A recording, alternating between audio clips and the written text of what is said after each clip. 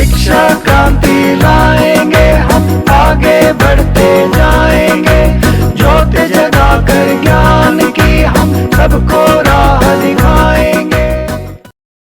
Hello everyone, शिक्षा क्रांति channel में आपका स्वागत है। आज हम करेंगे इंग्लिश की वर्कशीट के अंदर फ्यूचर इंडेफिनिट टेंस का नेगेटिव पार्ट। तो इस वीडियो को आप शुरू से लेकर अंत तक जरूर देखना, ताकि आपको भविष्य में कभी भी फ्यूचर इंडेफिनिट टेंस के नेगेटिव पार्ट की वीडियो ना देखनी पड़े। तो चलो शुरू करते हैं आज की हमारी वर्कशीट फ्यूचर इंडेफिनिट टेंस का नेगेटिव पार्ट। तो देखिए, फ्यूचर इंडेफिनिट टेंस के नेगेटिव पार्ट की पहचान क्या होगी। इसमें वाक्य के अंदर नहीं और अंत में गा गे गी मिलेगा। जैसे वह खाना नहीं खाएगा, वे आज नहीं खेलेंगे, वह आज खाना नहीं बनाएगी। तो नहीं होगा और आखिर में गा गे या गी का प्रयोग होगा। इसका स्ट्रक्चर क्या होगा, सब्जेक्ट सबसे पहले, उसके बाद शैल या विल, और प्लस में तीसरे नंबर पे नॉट, फिर वर्ब की फर्स्ट फॉर्म और ऑब्जेक्ट का प्रयोग होता है। जब हम वाक्य बनाते हैं तो सबसे पहले सब्जेक्ट, उसके बाद शैल या विल, उसके बाद नॉट और वर्ब की फर्स्ट फॉर्म प्लस ऑब्जेक्ट का प्रयोग। अब बात करते हैं कि शैल किसके साथ आएगा और विल किसके साथ आएगा। तो शैल नोट किसके साथ आएगा, आई और वी के साथ शैल नोट का प्रयोग होगा, और विल नोट का प्रयोग ऑल सब्जेक्ट्स एक्सेप्ट आई और वी। आई और वी को छोड़कर जितने भी बाकी सब्जेक्ट्स हैं उन सभी के साथ विल नोट का प्रयोग होगा। तो चलो शुरू करते हैं आज के कुछ वाक्य।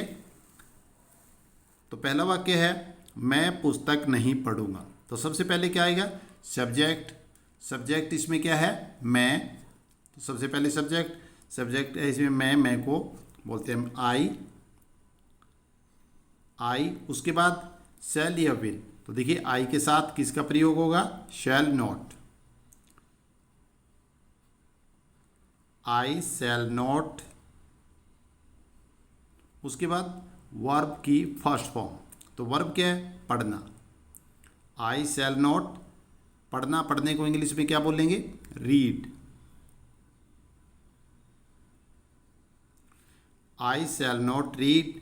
उसके बाद क्या है, वर्ब की फर्स्ट फॉर्म हो चुकी, ऑब्जेक्ट क्या है, पुस्तक। I shall not read the book, I shall not read the book. वह बाजार नहीं जाएगा, वह बाजार नहीं जाएगा। तो इसमें सब्जेक्ट वह, क्योंकि जाएगा इसका मतलब क्या है, मेल है, मेल के लिए ही का प्रयोग होगा। ही के साथ विल नॉट का प्रयोग होगा, ही विल नॉट। उसके बाद वर्ब क्या है, जाना। तो जाने को इंग्लिश में बोलते हैं go, he will not go to bazaar. तो बाजार को बाजार लिख सकते हैं या मार्केट लिख सकते हैं, he will not go to market, he will not go to market. Third one, तुम फुटबॉल नहीं खेलोगे। तो तुम सबसे पहले सब्जेक्ट तुम यानी यू के साथ विल नॉट का प्रयोग होगा, यू विल नॉट। उसके बाद वर्ब क्या है, खेलना। तो खेलने को इंग्लिश में बोलते हैं play, you will not play the. इसमें ऑब्जेक्ट क्या है, football,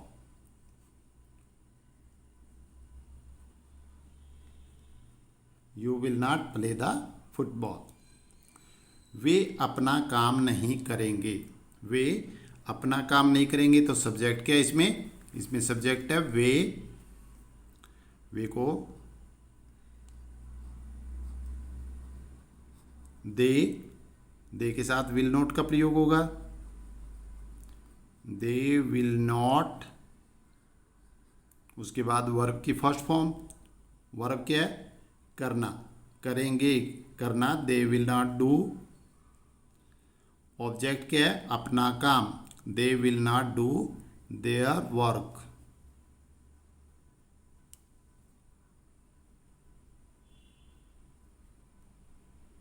they will not do their work. Next one is Sita पत्र नहीं लिखेगी। तो सब्जेक्ट हमारी सीता, सीता के साथ विल नॉट का प्रयोग होगा।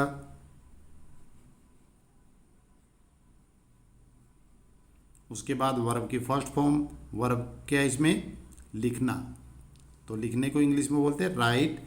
सीता विल नॉट राइट पत्र, द लेटर।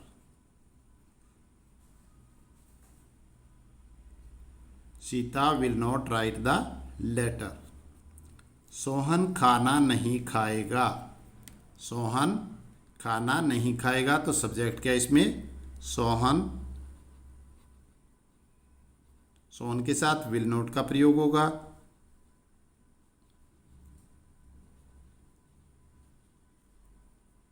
उसके बाद वर्ब, वर्ब क्या है, खाना, ईट, और खाना जो हम प्लेट में लेते हैं वो खाना, उसको बोलते हैं फूड या मील। तो Sohan will not eat the food,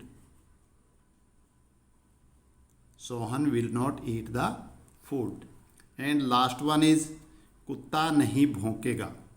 तो ये इसकी इंग्लिश आप मेरे कमेंट बॉक्स में, इस वीडियो के कमेंट बॉक्स में आप लिख कर भेजना, ताकि मुझे भी पता चले कि आपको ये वीडियो अच्छी तरह समझ में आ गई है। तो एक बार हम दोबारा रिवाइज कर लेते हैं। सबसे पहले इसके पहचान, पहचान क्या होगी, नहीं के साथ गागेगी का, वह पत्थर नहीं लिखेगा, वे फुटबॉल नहीं खेलेंगे, सीता बाजार नहीं जाएगी।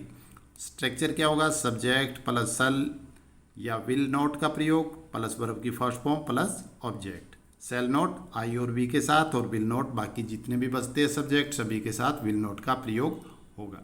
तो आज बस इतना ही, अगली वीडियो तक बाय बाय।